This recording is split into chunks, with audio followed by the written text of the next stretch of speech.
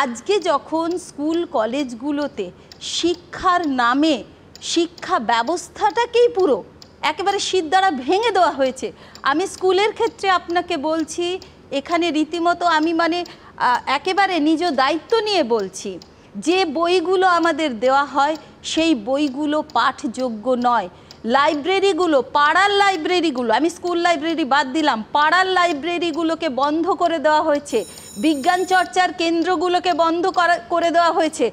সরকারি স্কুল যার ওপরে বেশিরভাগ মধ্যবিত্ত, নিম্ন মধ্যবিত্ত সন্তানেরা নির্ভর করে থাকে, সেই স্কুলগুলো উঠে যাচ্ছে। পরিবর্তে বাড়ছে কি মদের দোকান, পরিবর্তে বাড়ছে কি এই সমস্ত। তাহলে বাচ্চারা কোত্থেকে শিখবে, কার কাছ থেকে শিখবে?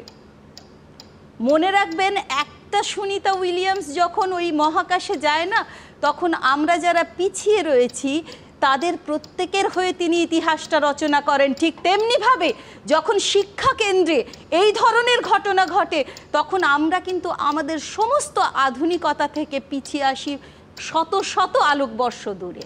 কিন্তু আপনারা রাজনীতির লোকজনরা এগুলো বুঝতেই পারেন না, অনুভবই করতে চান না। আপনারা তাকে দেখান, সে তাকে দেখান, নিজের দায়িত্ব কবে পালন করবেন আপনারা?